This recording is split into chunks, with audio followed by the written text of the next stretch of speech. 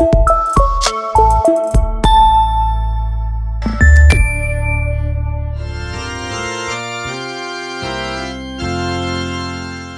mofinaina isan'andro atolotry ny mpitandrina rakotina valina maoly.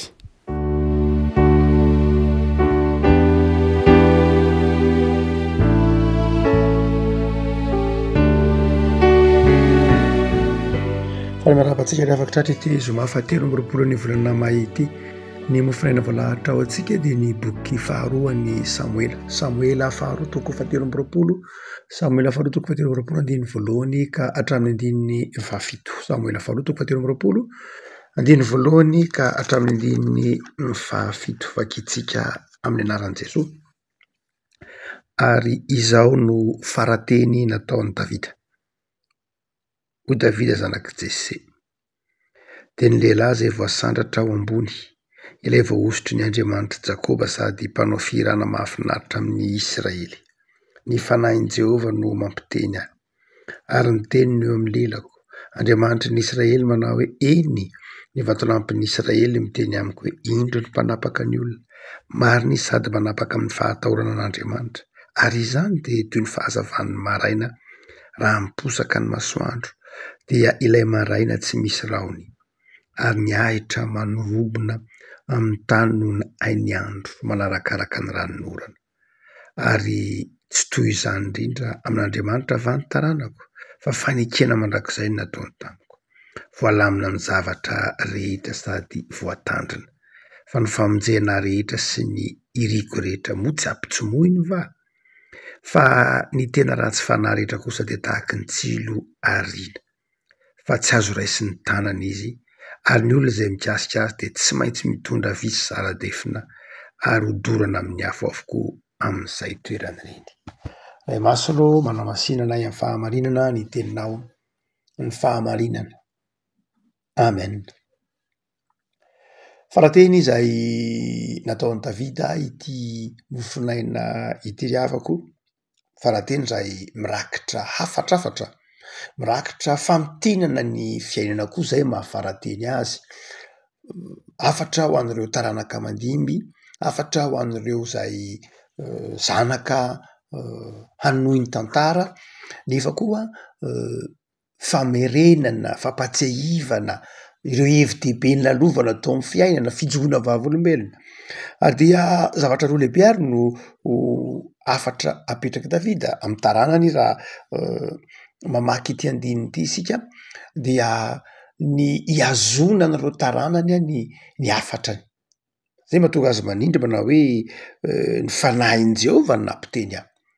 Zany hoe tiany apetraky ireo ao an-tsainy ireo taranany mandimby azy, tiany apetraky ireo izay nanafarany fa tsy niteniteny foana izy sanatria hafatra avy amin'Andriamanitra, hafatry ny tenin'Andriamanitra, hafatra avy amin'ny fanahin'Andriamanitra no nampiteny asa satria hafatra avy amin'ny fanahin'Andriamanitra dia izao tokony ho tehirizina. Tiany Davida ho tehirizina ireo taranany zany io hafatra io. Fa ny faharoa amin'ilay ohatry hoe votoatin'ilay hafatra, tsy hoe hafatra tiany Davida ho tehirizina ihany, fa izao hafatra tiany Davida ho tohizana. Satria Davida fa mitohy ny tantara. Hoy izy manao hoe dia tahaka izany ny taranako, nanao fanekena mandrakizay ho amiko Andriamanitra hitohy ny tantara. Rehavako inona ilay tantara mitohy ary inona ilay tantara hifarana. Mazava ho azy raha toa ka mamaky ilay andininy eo am-piaratanantsika isika dia asehon'i Davida fa hitohy ny fitahian'Andriamanitra. Hitohy ny fitahian'Andriamanitra ny taranaky Davida. Hitohy ny fitahian'Andriamanitra ny taranaky ny mpanompon'Andriamanitra. Hitohy ny fitahian'Andriamanitra ny olo-marina, ny olona tsara, ny olo-mendrika, ny olona matahotra an'Andriamanitra, raha tsorina ny olona tian'Andriamanitra. Dia Davida manao hoe ny olona tian'Andriamanitra, ny olona taranaky ny marina, ny olona miorina amin'ny finoana, ny olona izay nametraka ny fiainany teo amban-tanan'Andriamanitra, zany izy lazany azy, ny olona nanaiky hanao ny sitrapon'Andriamanitra. Dia hoy Davida manao hoe tahaka ny hazavan'ny maraina izy, tahaka ny fahazavan'ny maraina izy, andininy fahaefatra, raha miposaka ny masoandro dia ilay maraina tsy misy rahona, ary ny ahitra manorobona amin'ny tany noho ny hainandro manarakaraka ny ranon'orana. Dia tahaka izany ny mpanompon'Andriamanitra, hoariny amin'ny fahazavan'ny maraina. Oentin'i Davida atsiaro ny bokin'ny Genesisy toko voalohany sika tamina norenan'Andriamanitra izao tontolo zao, andro fahatelo. Andro fahatelo dia oentin'i Davida atsiaro ny andro faharoa sy fahatelo, iny hatramin'ny andro voalohany ary. Andro voalohany dia ny teny Andriamanitra hoe misy mazava.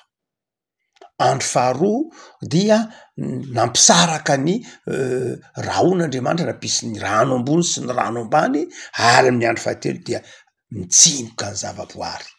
Misy ny anana famboly, misy ny ahitra isan-karazany. De entin'i Davida mahatsiaro an'izany fiposaky ny hazavana izany, ary mahatsiaro zany ranonorana mirotsaka zany, mahatsiaro zany faniry ny ahitra izany isika ao amin'ny bokin'ny Genesisy toko voalohany. De Davida manao hoe tsy misy hafa am'zany ny taranaky ny marina, tsy misy hafa am'zany ny mpanompon'Andriamanitra, tsy misy hafa am'zany mino, tsy misy hafa am'zany ny olona nametraka ny fiainany toe-pelatan'Andriamanitra de zao tahaky ny fahazavan'ny maraina. Oharina amin'ny fahazavan'ny maraina. Tsy oharina amin'ny maraina, fa oharina amin'ny fahazavan'ny maraina.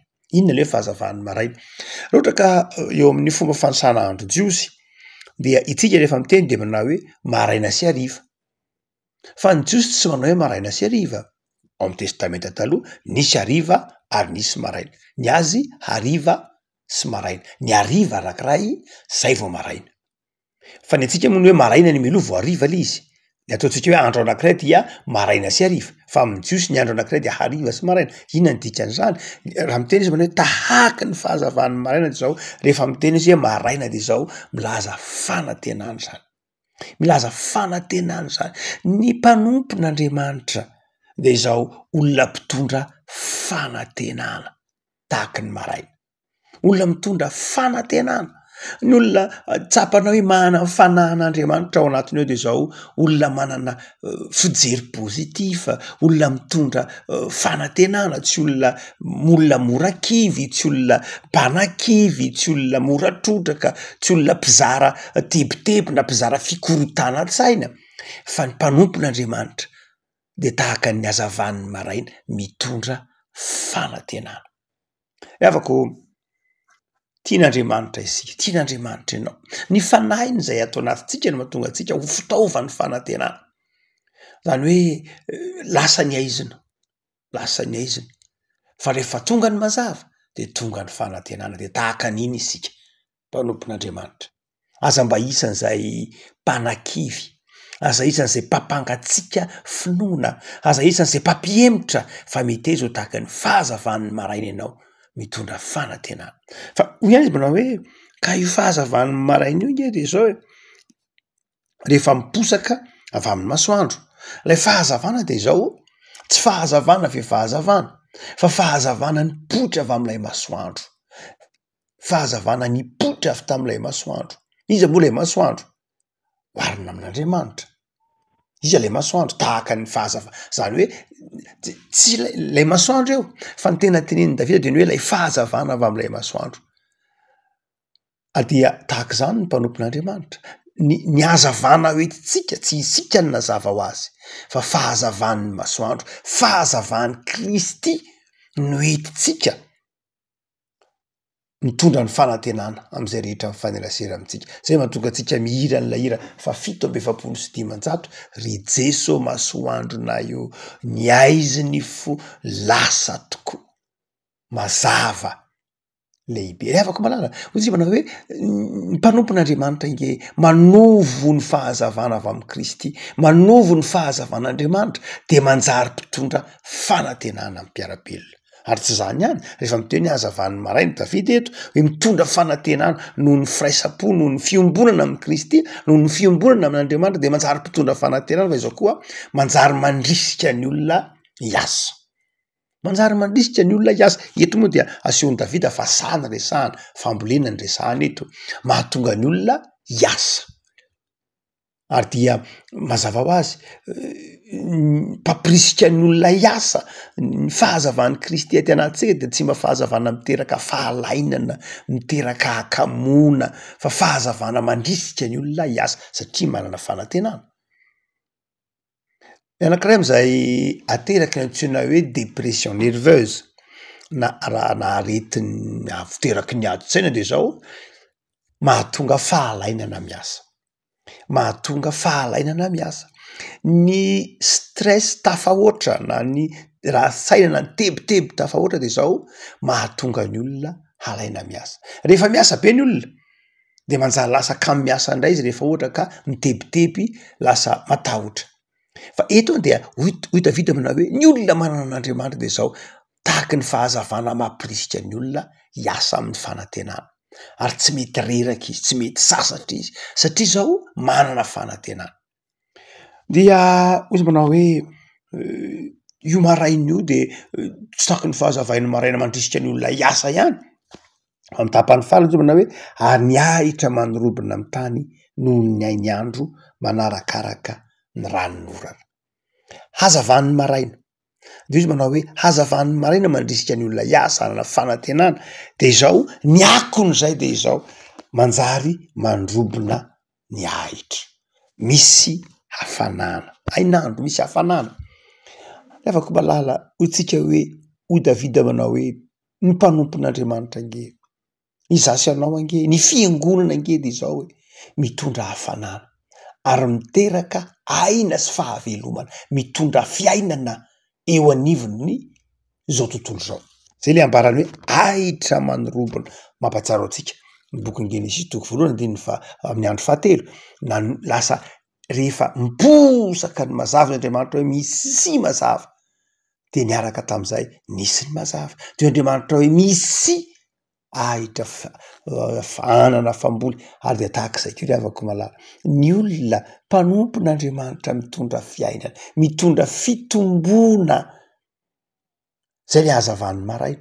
Ny hazavan'ny maraina de tsy hoe hazavan'ny maraina mitondra fahazavana mampirisika ny olona hiasa ihany, fa misy vokatra hoentiny eo anivon'ny mpiarabelona. Amin'ny fotoana maheo anao eo amin'ny fiarahamonina de zao misy zavatra vaovao entinao. Samy hafa ny hoe fiarahamonina misy mpanompon'Andriamanitra sy ny fiarahamonina tsy misy mpanompon'Andriamanitra. Hoy Andriamanitra tamin'ny Abrahama, ianao de ataoko fitahiana ho an'ny firenena rehetra. Na ataoko fitahiana ho an'ny fiarahamonina misy ianao. Fantatsika amin'ny tantaran'ny Abrahama zany. Fa tamin'ny toerana izay nilalovan'ny Abrahama de nisy fitahiana. Tsaroantsika tsara fon'ny Abrahama sy Lota ny zana-tany. Io i Abrahama tamin'ny Lota mifidiany ianao zay tianao hoe raha meka hoe raha mena avatra ianao za mena atsimo raha mena tanao za meka andrefana. Zay tsy tianao no andehanako fa mifidiana fotsiny ianao.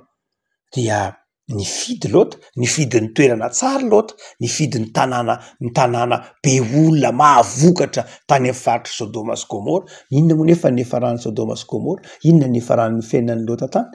Vaharavana. Fa nefa ny Abrahama tsy izy no nifidy, fa i Lota no nifidy. Fa zay tsy nifidian'ny Lota no nifidian'ny Abrahama. Nefa inona no nitranga? Nitondra fitahiana tany amin'ny faritra nisy azy Abrahama. Rahatsika fatrapitady toerana. Rahatsika fatrapitady tany malemy anorenam-pangady.